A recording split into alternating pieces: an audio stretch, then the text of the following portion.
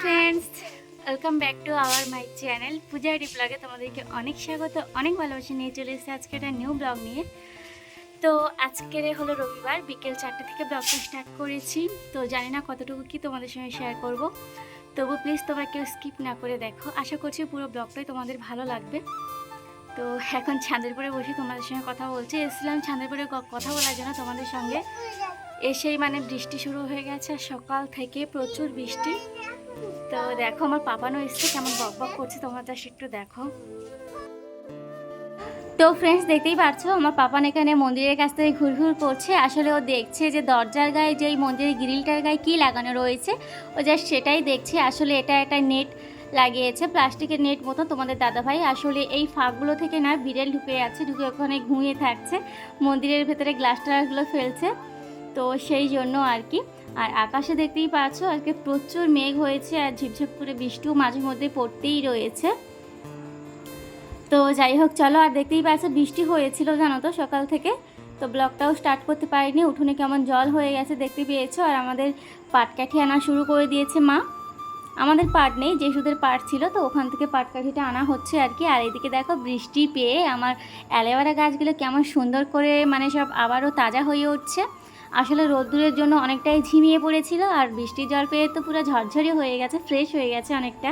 তো চলো, উপরে যখন এসছি ঠাকুরের কিছু বাসন রয়েছে সেগুলো মেজে ফেলি। আর এমনিতেও আমি কাপড় টাপড় ছেড়েই এসছি। তো বাসন মাজার জন্য এসেছিলাম, আর একটু ঘুরতেও এসেছিলাম। তো বৃষ্টি পড়ছিল, তখন আবার কমে গেছে বৃষ্টিটা, কিন্তু আকাশে প্রচুর মেঘ। তো চলো, কয়েকটা মোটে বাসন রয়েছে সেগুলো মেজে ফেলবো। চলো তোমরা কন্টিনিউ দেখতে থাকো। চলো, আশা করছি তোমাদের ভালোই লাগবে। তো বন্ধুরা, দেখতেই পাচ্ছ চলে এসেছি ঠাকুরের বাসনগুলো মাজার জন্য। আসলে যেহেতু এখন প্রচুর বাসন হয়, আগে তো হতো না, এখন 3 বেলাটায় খেতে দিতে হয় ওনাদেরকে, তো প্রচুর বাসনগুলো হয়। আর সব তো ঠাম্মি একা পেরে ওঠে না, তো যতটুকু সম্ভব পারি মন্দিরের কাজটা একটু এগিয়ে রাখার চেষ্টা করি।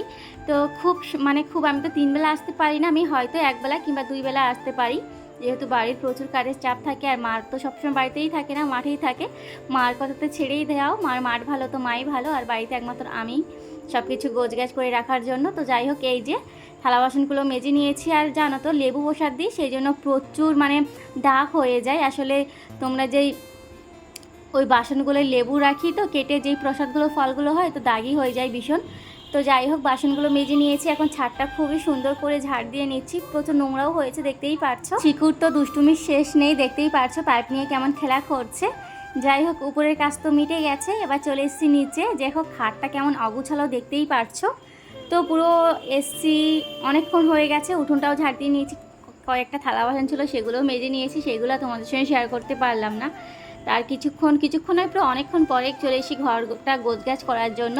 তো আমার পাপান কিন্তু একটুখানি পড়তে বসেছিল, আর কি অগুছালো করেছে দেখতেই পারছো। ওর পাপার জামা, আমার কয়েকটা জিনিস সব খাটের মধ্যে অগুছালো করে রেখেছিল। তো যাই হোক, ওর বইগুলো গুছিয়ে নিয়েছি। এখন আমি খাটটা সুন্দর করে পরিষ্কার করে নেবো। আর আজকে রাত্রে কি রান্না হবে জানি না, বাবা খাবে না, মাও খাবে না, তোমাদের দাদাভাই আর আমি খাবো, তো আসলেই বোঝা যাবে। তো তোমাদের দাদাভাই মোড়ে মাথা থেকে বাড়িতে চলে এসছে, তো কেউ যেহেতু খাবে না, পাপা না আমি আর তোমাদের দাদাভাই খাবো। তো এখানে 3টে ডিম নিয়ে নিয়েছি রান্না করার জন্য।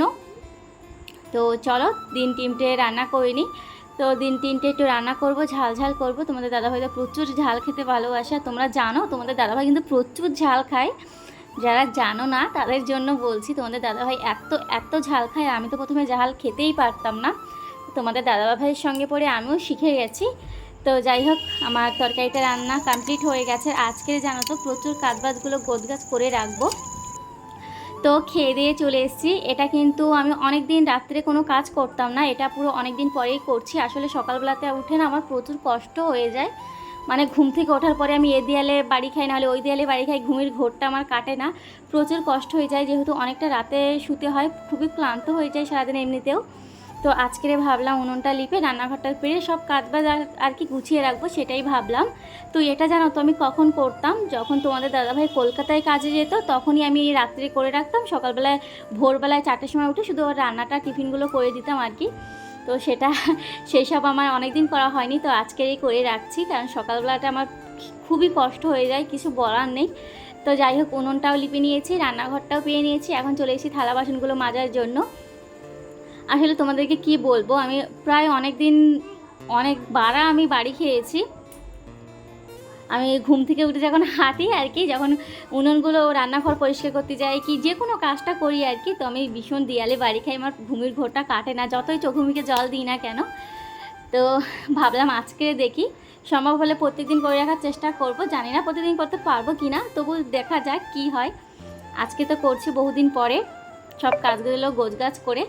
তো আমার অনেকটাই মাজা হয়ে গেছে। আর ওই একটা বাটি দেখতেই পাচ্ছ, ওর ভিতরে পাপানের কাশের থালাটা না ঢুকে গেছে, আমি একদম বের করতেই পারছি না। তো সকালবেলায় তোমাদের দাদাভাইয়ের কাছ থেকে বের করেই নেবো। চলো, মাজা হয়ে গেছে, ঝটপট করে এগুলো ধুয়ে নিই। আর ওইদিকে তোমাদের দাদাভাই তো শুয়ে পড়েছে, আর পাপার মা বাবার ঘরে এখনও মোবাইল মানে সেই কি প্লেন দেখেও, প্রচুর পরিমাণে প্লেন দেখতে পছন্দ করে। আগে তো মোটে মোবাইল দেখতো না, এখন আমার বাবা মানে শ্বশুরমশাই মোবাইল কেনার পর থেকে প্রচুর মোবাইলের নেশা হয়ে গেছে ওর। তো যাই হোক, চলো ঝটপট করে এগুলো গোছগাছ করে নিই, মেজে ধুয়ে, তারপরে আবারও তোমাদের সঙ্গে লাইভে দেখা হচ্ছে।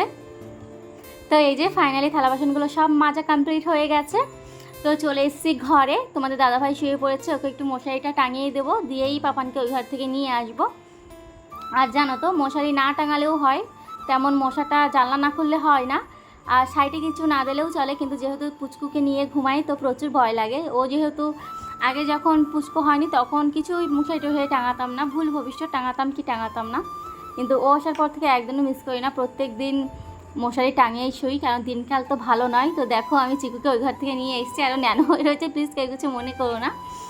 তো যাই হোক, ওর পাপার পেটের উপরে মাথা দিয়ে দেখছে আর বলছে, বাবা পেটের উপরে দেখো কি ডাকছে তোমার পেটের ভিতরে। তো 2-3টে থাপা মেরেছে পেটে। চলো, সব কাজবাজ সেরে নিয়েছি, তোমরাই দেখতে পেয়েছো। আর অনেকটাই রাত হয়ে গেছে, আবার পাপানকে একটু ঘুম পড়াতে যাব, ঘুম পড়বে কি না বুঝতে পারছি না, তবু চেষ্টা করব। তারপরে আবারও লাইভে আসতে হবে, লাইভে 1 ঘন্টা থাকতে হবে, সেই ঘুমোতে 12টা বেজেই যাবে। তো চলো, আজকের মতন ব্লগটা আমি এখানেই শেষ করছি। আর জানি না কেমন হয়েছে, কি কতটুকু কি তোমাদের ভালো লাগবে। তো যদি তোমাদের ভালো লেগে থাকে অবশ্যই একটা লাইক কমেন্ট শেয়ার করবে, নতুন হলে প্লিজ সাবস্ক্রাইব করতে ভুলবে না। তো চলো, সকলকে গুড নাইট, ভালো থেকো, সুস্থ থেকো, আবার দেখাবে কালকে একটা কোনো নতুন ব্লগ নিয়ে, নতুন ভিডিও নিয়ে। তো চলো, সকলকে বাই বাই, গুড নাইট, ভালো থেকো।